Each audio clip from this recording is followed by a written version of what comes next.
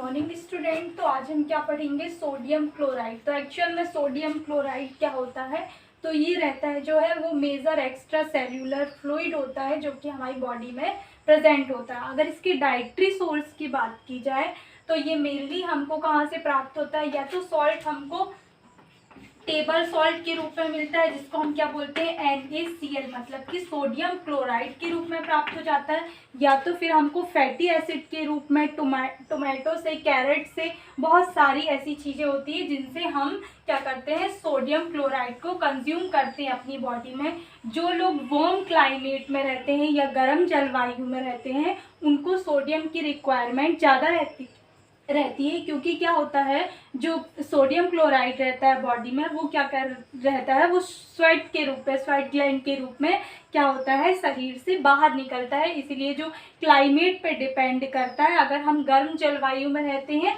तो हमको sodium chloride ज़्यादा एसेंशियल होगा हमारी बॉडी के लिए, क्योंकि गर्म जलवायु में पसीने के रूप में जो रहता है वो सोडियम बाहर निकल जाता है। अगर हम इसके RDA की बात की जाए, मतलब कि रिकमेंडेड डाइटरी अलाउंस देखा जाए अगर, तो हमको कितनी ज़रूरत रहती है, कितनी एसेंशियल होता है हमारे लिए। तो फर्स्ट हम देखेंगे इन्फेंट्स जो होते हैं,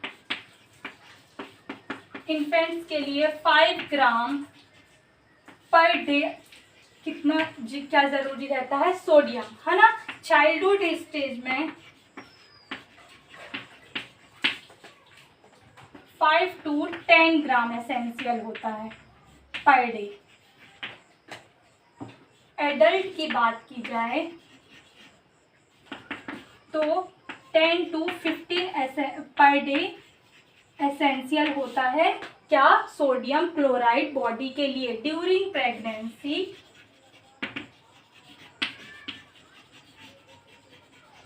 एंड लैक्टेटिंग वुमेन को कितनी आवश्यकता होती है, 15 to 25 मिलीग्राम पर डे हमारे RDA के अनुसार। अगर कोई हैवी वर्कर है या तो जो बहुत ही ज़्यादा वर्कआउट करते हैं उनके लिए कितनी एसेंशियल होती है, 25 मिलीग्राम पर डे, है ना। अगर RDA के अनुसार हम वो सोडियम क्लोराइड नहीं लेते तो हमको डिसीजेस क्रिएट होने लगती हैं। अगर हम RDA के वो सोडियम क्लोराइड के फंक्शंस की बात की जाए, फंक्शंस ऑफ सोडियम क्लोराइड, तो क्या फंक्शन करता है सोडियम क्लोराइड। तो फर्स्ट होता है हमारे अंदर ऑस्मोटिक प्रेशर को बनाए रखता है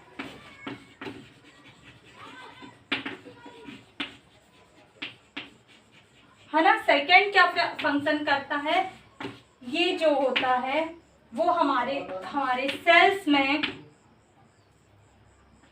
क्या करता है, सेल मेम्ब्रेन परमेबल होता है, मतलब कि जो भी फ्लूइड, मैंने आपको पहले बताया था कि ये क्या होता है, एक्स्ट्रा सेल्यूलर फ्लूइड होता है, मतलब कि हमारी जो सेल के अंदर फ्लूइड रहते हैं या तो ये उन फ्लूइड को एक जगह से दूसरी जगह ले जाने में हेल्प करता है, और ये मेनली वर्क करता है हमारे ग्लूकोज गैलेक्टोज को बॉडी में ट्रांसपोर्ट करने के लिए। ग्लूकोज गैलेक्टोज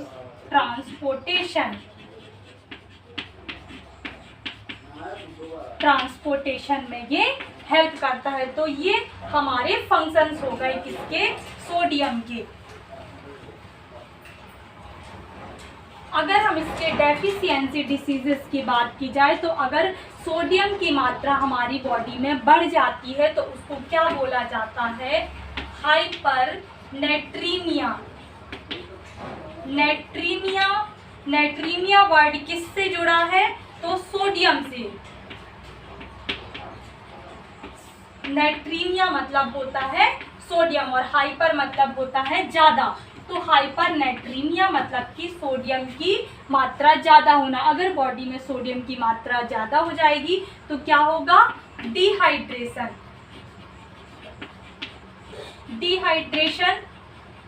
है ना। सेकंड क्या होता है, हाइपरटेंशन। हाइपरटेंशन हो जाएगा, डिहाइड्रेशन हो जाएगा और क्या हो जाएगा, एडिमा, है ना। तो ये वाली डिसीजेस दिखी जाती हैं। डिहाइड्रेशन मतलब कि वाटर लॉस होना, हाइपरटेंशन मतलब कि ब्लड का बढ़ जाना, ब्लड प्रेशर का बढ़ जाना, और एडिमा मतलब कि बॉडी में क्या हो जाना, वाटर का जमा हो जाना या तो स्वेलिंग आ जाना, क्या कहलाता है, एडिमा। अभी मैंने बताया आपको हाइपरटेंशन मतलब कि क्या होता है, ब्लड प्रेशर की मात्रा ज़्यादा हो जाना। हाइपरनेट्रीमिया मतलब क्या हुआ कि सोडियम की अधिकता हो जाना। हमारे ब्लड में ये किसके रूप में होता है, फ्लूइड के रूप में होता है, बॉडी में प्रेजेंट। तो ये फ्लूइड के रूप में है, तो जो इसका सीरम में कंसंट्रेशन होता है वो कितना रहता है, 135 to 145 मिली इक्विवेलेंट, है ना। अगर इतने से ज़्यादा हो गया तो क्या हो गया, सीरम में कंसंट्रेशन अगर इसका 135 से 145 से ज़्यादा हो गया तो क्या होता है, हाइपरनेट्रीमिया। और अगर दूसरा देखा जाए, हाइपोनेट्रीमिया। हाइपोनेट्रीमिया, हाइपोनेट्रीमिया मतलब कि सीरम का जो कंसंट्रेशन है वो 135 से 145 से क्या हो जाए, मिली इक्विवेलेंट से कम हो जाना, है ना। हाइपो मतलब कम हो जाना। अगर क्या होगा, इसकी मात्रा कम हो जाएगी, किसके, सीरम के कंसंट्रेशन 135 145 इक्विवेलेंट से, तो क्या होगा, हाइपरनेट्रीमिया। हाइपरनेट्रीमिया में कौन सी डिसीज क्रिएट हो जाती हैं, तो क्या होने लगता है, मसल्स क्रैम्प हो जाने लगती हैं, है ना। हमारे अंदर फ्लूइड का जो बैलेंस रहता है वो अच्छा नहीं होता, मसल्स क्रैम्प होने लगती हैं, है ना। फ्लूइड का कंसंट्रेशन सही नहीं होता,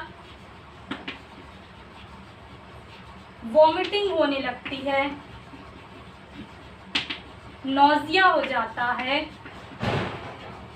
ना। तो ये वाली डिसीजेस हैं वो किस में देखी जाती हैं, हाइपोनेट्रीमिया में, है ना। तो ये हुआ हमारा सोडियम क्लोराइड। तो इसका हमने क्या देखा, इसकी कमी से क्या होता है और इसकी अधिकता से क्या होता है। नेक्स्ट मिनरल हम नेक्स्ट टॉपिक में पढ़ेंगे। Thank you.